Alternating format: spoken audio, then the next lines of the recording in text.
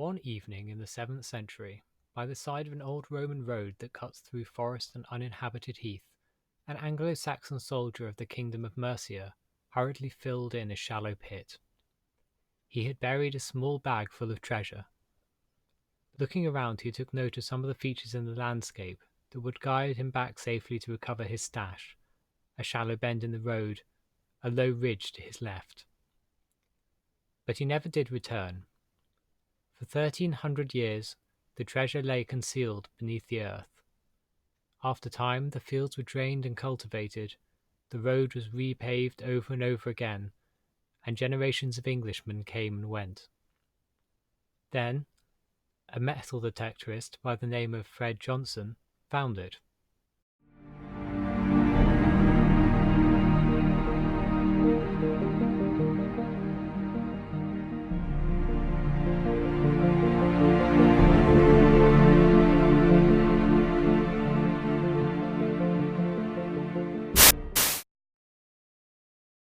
News of the find spread across the world instantly.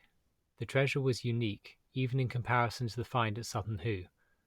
Gold, silver, and garnet objects came out of the ground of incomparable quality and style, intricate filigree and cloisonné decorations that echoed the decorations of the Lindisfarne Gospels, previously thought to be impossible to replicate in metalwork.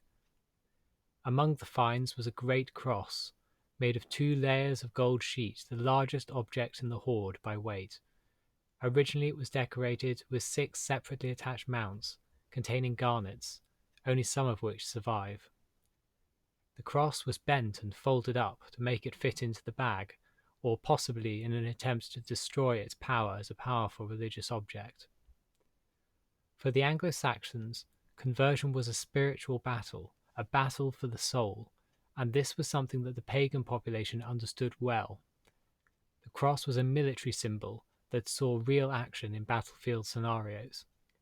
Bede tells the story of the Northumbrian king Oswald, who, before the Battle of Headenfield against the Welsh in 634, set up the sign of the Holy Cross and, on bended knees, prayed to God to send heavenly aid to his worshippers in their dire need. He gained the victory that their faith merited. There are no other crosses that remain from England of this time. The arms of the cross are covered with an incised design of interlaced animal forms which, with the garnets, are pagan and Anglo-Saxon in style, but here they are used to decorate the symbol of the Christian faith. And that is why the cross is so important. It gives us a rare glimpse into the changing ideas during the conversion of England to Christianity in the first half of the 7th century. Crosses such as this are still used in the church today as processional objects, though in the Anglo-Saxon period that meant more than simply at the head of processions in and around the church building. It would have accompanied kings and bishops on their progresses through the kingdom, and led the army on the battlefield. However, the hoard contained another object that could hint at an additional, more specific use. A socketed stand was reassembled by the conservators from a large number of silver fragments. The great cross could have been fitted into this and placed on an altar. However it was used, it was a highly valued object of immense spiritual and cultural power. The properties of the object extended beyond that of its simple shape.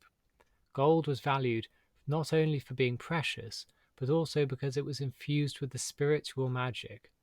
Germanic myths tell of the gods' great gold hall, and as Christian churches and monasteries gained wealth, they acquired golden sacramental objects. In many cultures, the very idea of metallurgy is magical, and the Nordic sagas have vivid details of the smith's magic arts, from Odin's spear and gold ring to Thor's hammer. In the Great Cross, we see for the first time that melding together of the new Christian faith with the unique Anglo-Saxon temperament, a forging that would come to define the national character of the English people and their church for 1,000 years to come. Today, the landscape that soldier scanned after burying his hoard has changed, but not so much that he wouldn't recognize it. The place names evoke his lost world, with endings such as Lee or Ley, meaning open woodland, like Riley or Lichfield itself, whose name means the common pasture beside the grey wood. The Hoard burial site is still a grassy field, where the farmer Johnson grazes his horses. In the church today, we partake in the living tradition of our forefathers. We pray for them, and they for us. We commune with them. We participate in their language and ritual. We say their prayers. We read their books. We smell the incense and see the images that would have been just as familiar to them as to us. The Great Cross speaks to us of the forging of that religious and cultural heritage, but it also evokes a sense of familiarity. Those who forged it, worked it in gold and rallied around it in church and on the battlefield, reach out to us across the millennia and remind us of our sacred duty to an English church, hallowed by 1,000 years of prayer. Thanks for watching. If you like what we're doing, or if you want to help support our mission, please don't forget to like and subscribe. I hope to see you again soon. Benedicat vos, omnipotens Deus, Pater et Filius et Spiritus Sanctus. Amen.